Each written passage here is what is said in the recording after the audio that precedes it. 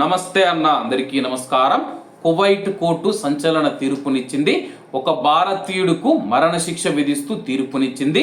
వివరాల్లోకి వెళితే, కువైట్లో భార్యను దారుణంగా హత్య చేసిన కేసులో నిందితుడైన భారతీయుడికి విధించిన మరణశిక్షను అప్పీల్స్ కోర్టు సమర్థించింది. నిందితుడు పక్కా ప్లాన్ ప్రకారమే ఈ ఘాతుకానికి పాల్పడాడని చెప్పేసి నిర్ధారిస్తూ గత ఏడాది డిసెంబర్లో కువైట్ క్రిమినల్ కోర్టు అతనికి మరణశిక్ష విధించిన విషయం అందరికీ తెలిసిందే. అయితే ఈ తీర్పును సవాలు చేస్తూ ఆ యొక్క భారతీయుడు అప్పీల్స్ కోర్టును ఆశ్రయించగా ఆ పిటిషన్ను తిరస్కరిస్తూ కోర్టు తాజాగా తుది తీర్పును వెలువరించింది.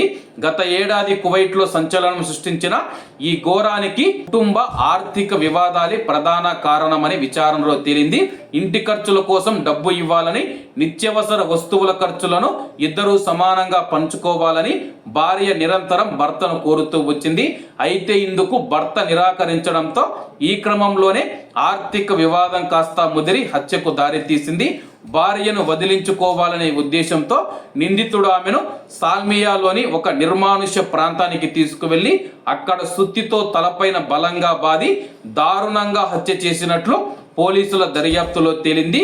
ఈ హత్య యాదృచ్ఛికంగా జరిగింది కాదని, నిందితుడు ముందస్తు ప్లాన్ ప్రకారమే హత్యకు పాల్పడ్డాడని కోర్టు స్పష్టం చేసింది. అన్ని సాక్ష్యాధారాలు పరిశీలించిన అనంతరం appeals court Kuwait criminal court ఇచ్చిన మరణశిక్ష తీర్పును ఖరారు చేస్తూ ఉత్తర్వులు జారీ చేసిందనమాట.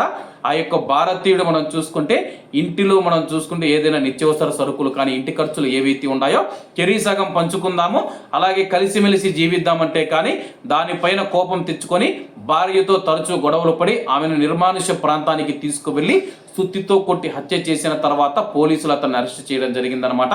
కాబట్టి చిన్న చిన్న గొడవలు ఏవైతే ఉన్నాయో పెద్ద వివాదాలకు దారి తీస్తాయి. కాబట్టి అందరూ జాగ్రత్తగా ఉండండి.